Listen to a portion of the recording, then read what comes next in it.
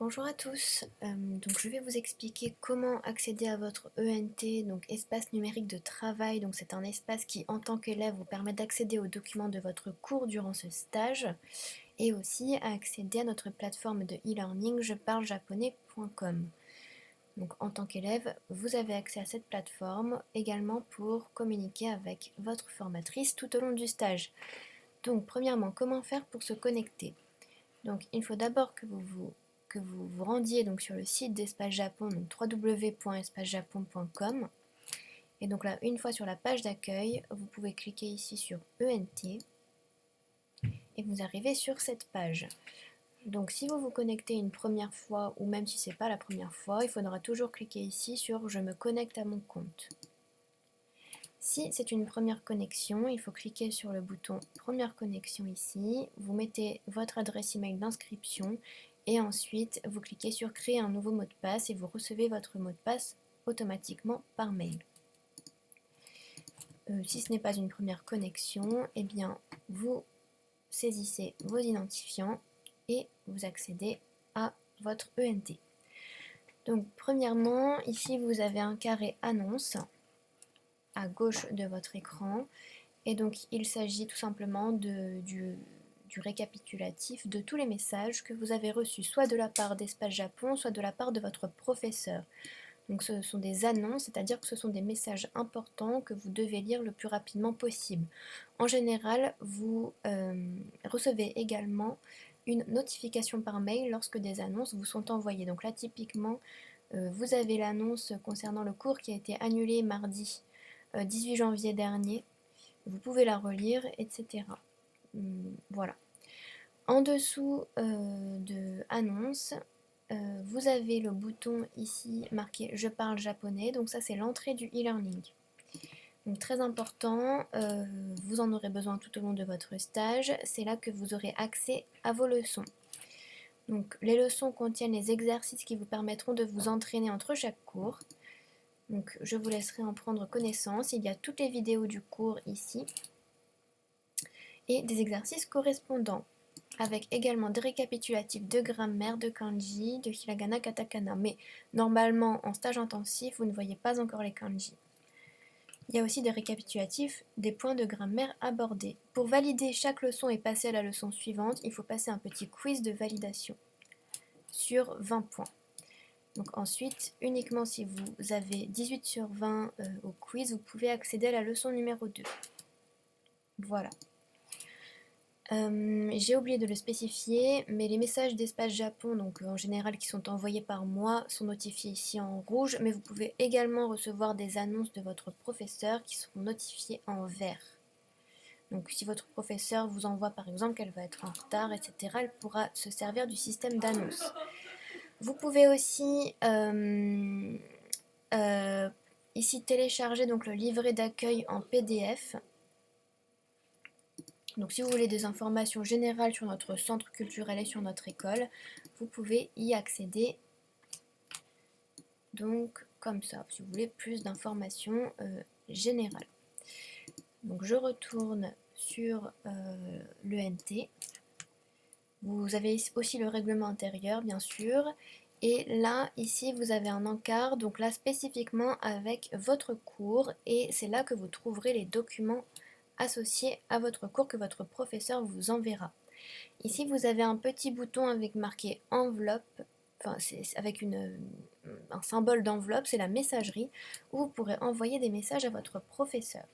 Alors, donc cette messagerie est à utiliser quand même avec une certaine parcimonie, votre professeur n'étant pas forcément disponible pour répondre tout le temps aux messages. Voilà, cependant, si vous avez vraiment besoin d'informations, si vous ne trouvez pas par exemple des documents, si vous avez besoin de choses pour rattraper, si vous voulez plus d'informations concernant les dictées ou les contrôles qu'il y aura, vous pouvez envoyer des messages à votre professeur, ici dans le bouton Nouveau message, et vous pouvez envoyer et votre professeur le recevra. Vous trouverez vos messages reçus dans la section Reçus et vous pourrez voir un récapitulatif de vos messages envoyés ici. Lorsque votre professeur recevra lorsque vous recevrez une réponse de votre professeur, ici vous aurez des petites notifications qui apparaîtront et normalement vous recevrez aussi une notification par mail. Vous pouvez consulter le programme du stage intensif ici en PDF en cliquant sur ce lien. Vous avez le programme du stage.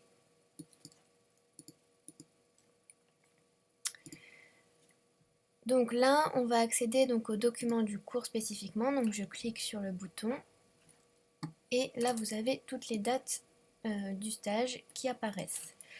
Pour accéder au document du cours, vous cliquez simplement sur la date du cours qui vous intéresse, donc par exemple la date du 21 janvier. Et ici, bon, le cours n'a pas encore eu lieu, donc il n'y a rien, mais vous pouvez voir différentes choses apparaître.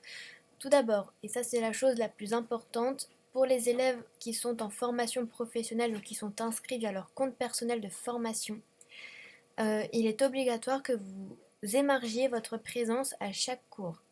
Donc ça, ce sera à faire après chaque cours. Donc je vous demande de vous rendre dans votre espace numérique de travail et de signer lorsque vous avez été présent. Donc vous pouvez tout simplement créer votre signature, valider, et ensuite vous cliquez sur « Je signe pour cette session avec ma signature ». Voilà, donc ça c'est très important. N'oubliez pas de le faire à chaque cours. Donc nous avons besoin de contrôler vos présences si vous êtes inscrit en CPF. C'est obligatoire pour nous, mais aussi pour vous. Sinon, nous ne pourrons pas valider votre formation à la fin du stage. Ensuite, ici, donc vous le savez peut-être ou peut-être pas, mais vos cours sont enregistrés, donc ils sont filmés. Mon enregistrement n'a pas une qualité optimale, mais si vous souhaitez revoir un cours, si jamais vous êtes absent ou si vous souhaitez tout simplement réviser certains points du cours que vous n'avez pas compris par exemple, l'enregistrement du cours sera présent ici, normalement dans les 24 heures après la fin du cours. Donc vous pourrez cliquer ici et vous pourrez le voir en ligne. Il sera impossible de télécharger la vidéo et vous aurez 7 jours pour visionner l'enregistrement. Ensuite, ici vous aurez différents supports ou carrés dans lesquels votre professeur va noter un petit peu ce qui a été fait pendant le cours. C'est une sorte de cahier de texte dans lequel vous pourrez puiser, vous référer si jamais vous avez été absent. Donc, par exemple les pages du cours qui ont été vues, etc. Les pages du manuel. Pour trouver des documents du cours, notamment les supports du cours, si vous avez été absent, votre professeur pourra les mettre ici ou bien vous les envoyer par messagerie. Pareil pour les devoirs.